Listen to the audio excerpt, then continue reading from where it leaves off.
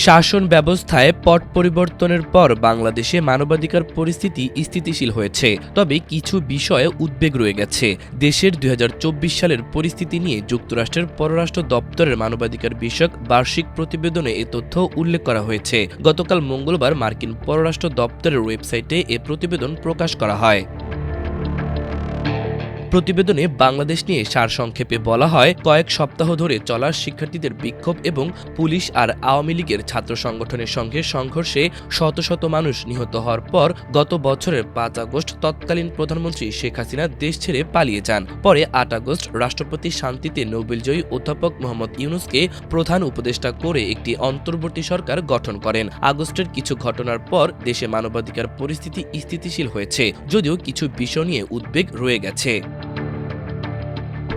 প্রতিবেদনে বলা হয়, আগের সরকারের আমলে মানবাধিকার সংক্রান্ত যেসব বিষয়ে উল্লেখ করার মতো গ্রহণযোগ্য খবর রয়েছে সেগুলো হলো নির্বিচারে বা বেআইনি হত্যাকাণ্ড, গুম, নির্যাতন কিংবা নিষ্ঠুর, অমানবিক বা অবমাননাকর আচরণ বা শাস্তি, নির্বিচারে গ্রেপ্তার বা আটক, বিদেশে থাকা সমালোচকদের সরকারিভাবে হয়রানি, মত প্রকাশ ও গণমাধ্যমের স্বাধীনতার ওপর গুরুতর বিধিনিষেধ, যার মধ্যে রয়েছে সাংবাদিকদের বিরুদ্ধে সহিংসতা বা সহিংসতার হুমকি, সাংবাদিকদের অযৌক্তিকভাবে গ্রেপ্তার বা বিচার করা এবং সেন্সরশিপ, শ্রমিক সংগঠনের স্বাধীনতার ওপর উল্লেখযোগ্য বিধিনিষেধ, শ্রম অধিকার নিয়ে কাজ করা ব্যক্তি বা শ্রমিক ইউনিয়নের সদস্যদের বিরুদ্ধে সহিংসতা বা হুমকি, শিশু শ্রমের সবচেয়ে খারাপ ধরন উল্লেখযোগ্য মাত্রায় বিদ্যমান থাকা।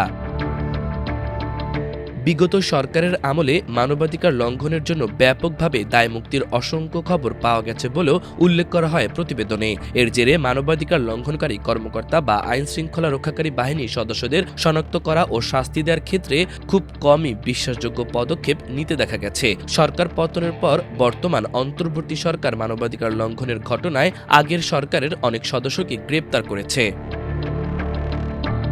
বিভিন্ন মানবাধিকার সংস্থা ও সংবাদ মাধ্যমের বিশ্বাসযোগ্য প্রতিবেদনে জুলাই ও আগস্টে সাবেক ক্ষমতাসীন আওয়ামী লীগের ছাত্র সংগঠন ছাত্রলীগের গুরুতর মানবাধিকার লঙ্ঘনের নানা ঘটনা নথিভুক্ত হয়েছে।